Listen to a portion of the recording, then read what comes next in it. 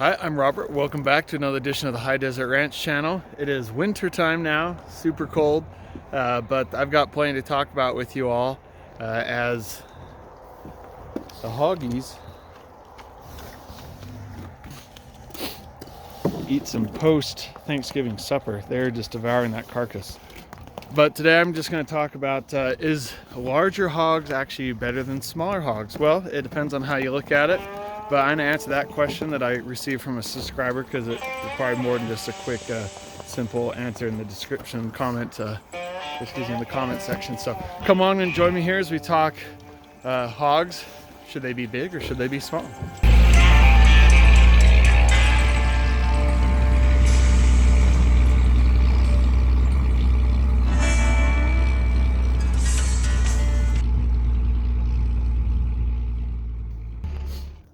And while I'm here showing you the sound boar, you might want to check out my video. It says, can you really earn $1,000 per head per pig? Because you might be surprised at some of the numbers. Part of the reason why I started this YouTube channel was to help folks to understand that there are people out there that intend well and the others that don't. They're just trying to make money, sell books, sell you a program. And then unfortunately, there's a lot of copycat YouTube channels that they take that information, they run with it just because, you know, nothing wrong. They want to make content based upon themselves, their personality, whatnot, to fit their channel. But they regurgitate some of this misinformation that just isn't correct. So go ahead and check out that video. It's a detailed breakdown, about 15 minutes of, I built my own hog economics calculator type thing, whatever you want to call it, on an Excel spreadsheet. And then I spent about the remaining 5 minutes kind of going on getting on my personal soapbox about some of these folks, and they might not have the best intentions or they're not giving you all the information. So go ahead and check that out as well. And if you like what you see, go ahead and send me an email in the description box below, and I'll send you that spreadsheet because it's helped me, and it helped me to identify just what I need to do on the ranch, efficiencies and places where I can make improvements. So anyways, let's move on to our question from our YouTube subscriber.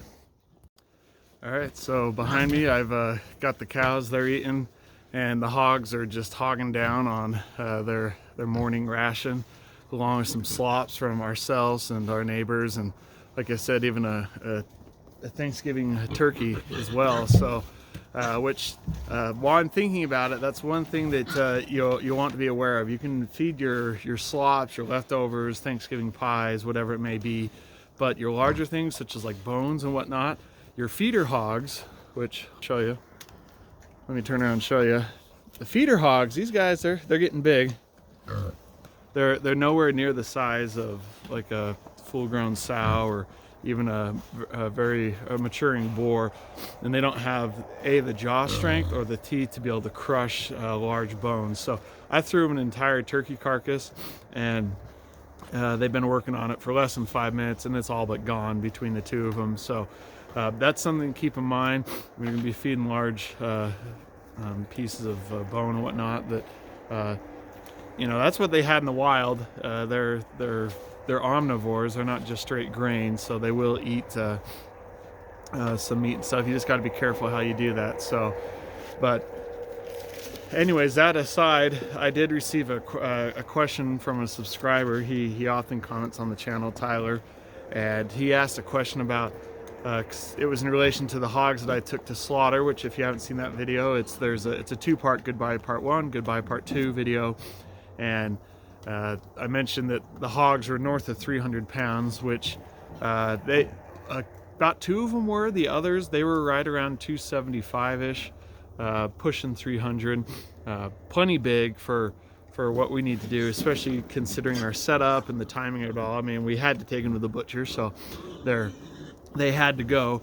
But that leads me to the question of, is a 400-pound hog okay? Well, yes, it depends on what you're trying to do. Back in the old time, especially pre-World War II, that's when the transition happened with the use of lard and whatnot. Lard is one of the most valuable commodities on a hog because it was used in so many different aspects. A staple of an American kitchen was to have a bucket of lard. I know my grandma had the lard that she would use to make things, and you know, especially seeing as we just had Thanksgiving and Christmas holiday, that was what people used to make pie crusts. In fact, there's really great recipes if you search online for pie crust using lard from the hog.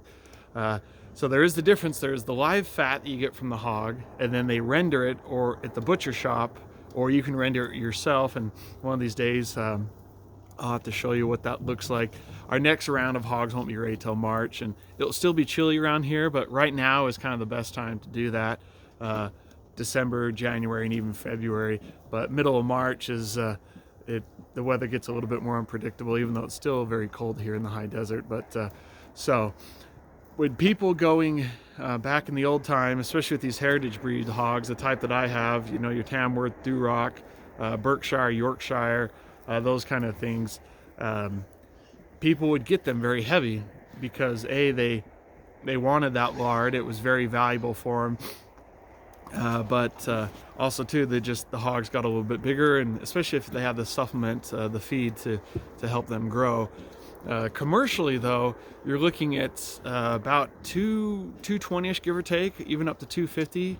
It's basically between the range of 200 to 250 is the commercial weight that they shoot for as far as in the stores, the stuff you buy, the pork. And so that is what they shoot for, and they grow just as fast as possible. The feed is medicated. It's all proportioned out as far as protein content, things of that nature. But most people on like a farm or a ranch or homestead, that nature, the target weight for me at least is 250, upwards of 300 pounds. And that is because for me, it's the best conversion rate. The timing is appropriate on that. The pork quality, in fact, we just had some pork chops, and we've been having some other things, and the quality is excellent. The pork chops are as big as my hand, and the meat is tender. It just is absolutely amazing. And the back fat is about 1/2 inch to 3/4 of an inch. So as far as the lard that I had rendered, it rendered on one of the hogs, it came in at about, the hanging weight was 193, the hanging weight, which is different from the live weight, or on the hoof as they're walking around on the ground, is 193, and got about 10 pounds of lard that was rendered down from the fat. So that's the type of hog that I shoot for, 1/2 inch to 3/4 inch back fat. If you're going to go north of 300, what you need to understand is, it's going to require more feed, more time, and your back fat is going to be 1 inch plus. So you're going to have a lot of back fat on your hog, which for some people that's great. Just keep in mind, when you go to the butcher shop, you're paying for them to cut off all that fat, and if you're not going to have it rendered, you're just paying for them to just haul it off to the dump or wherever they do it, burn it. Depending on the time of year, they'll use it for like your deer and elk sausage and things of that nature. So if you're going to grow a hog that big, you got to make sure that you're going to have that fat rendered into lard. And it just also depends on your setup. And again, going back to, do you have enough space? Do you have the time? Because if you're buying premixed feed from the feed mill, if you're wanting a 400-pound hog, what I'm finding, and I'm sure my grandpa ran into this, was once you get about 250, from 250 to 300, it takes considerably more feed. You figure for every 3 pounds of feed, you get a pound of pork. And when you start getting close to 300, you're looking at 3.5, even 4 pounds of feed per pound of pork. So your cost, the amount of feed goes up by about 33% just to continue to get that same amount of pork and what you're going to have on your supper table to consume, or even your bacon. So and it also depends on the breed too. Now my breeds right here, let me go ahead and show you. Take off my gloves so I can get this camera. The breed I have, and even the genetics, you can see that these hogs are long. They're, in fact, I've got this one over here that it's a good looking one. That brown one that's got his kind of turned towards us. Clean him up and he'd be a good show pig right there. So you can see that they're long. So you're going to get a lot of pork chops, a lot of bacon, that kind of thing. So that's just something to keep in mind,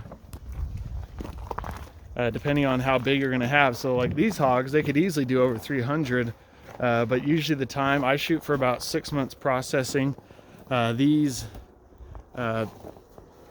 This group in March, I'm keeping them about 3 to 4 weeks longer than I would, so they're gonna be massive. But it really comes down to your breed, what you want out of your hog, but also your feed costs. If you're spending $30 for a 100-pound bag, 100 weight at the feed mill, you're going to spend a lot of money on your hog, and your feed costs obviously are going to go way up, and your price per pound is also going to shoot up, and where you're going to be by the time you're done processing, you're in the $6 to $7 range just to have that 400-pound hog. So like I say, if you got the feed and it's plentiful, or you're able to do on pasture, but as you can see here behind me, here in the high desert, it's snowy and cold 6 months out of the year, and even then in the summertime, the growing season is short and we don't get a lot of water. So you'd have to have a huge amount of pasture for your hogs. I'd be curious one of these days to set up some hot wire and turn them out here into the pasture and just see just how much acreage I would need for a group of 10 hogs or something like that. I wouldn't be surprised if it's north of 1 to 2 acres per hog here in the high desert, where we average 12 to 14 inches of precipitation a year. Our snow is super dry. That's why we're known here in Utah for the greatest snow on earth. It's some of the driest water content as far as snow is concerned. So we get a lot of snow, but it's super dry. You can get a foot of snow here in the winter time, and you might get a 1/4 inch of water precipitation with that foot of snow. So anyways, please, if you got any more questions, please leave in the comment section below, and I'll try and do my best to either answer them or do a video highlight like I have done here. And please like and subscribe. It helps connect people to like-minded people and content they enjoy via that YouTube algorithm. And also too, there's plenty more coming up. So if you like this, please check out some of the other hog videos. I've got a hog playlist. I try and stay organized, so check out those other videos. And I appreciate you coming along. And remember, you only get so many trips around the sun, so decide what it is you're going to do today. Get after it, and I promise you won't regret it. So again, I appreciate you coming along, finding out just what it's like to live a high life here in the high desert of the Intermountain West, only on the High Deseret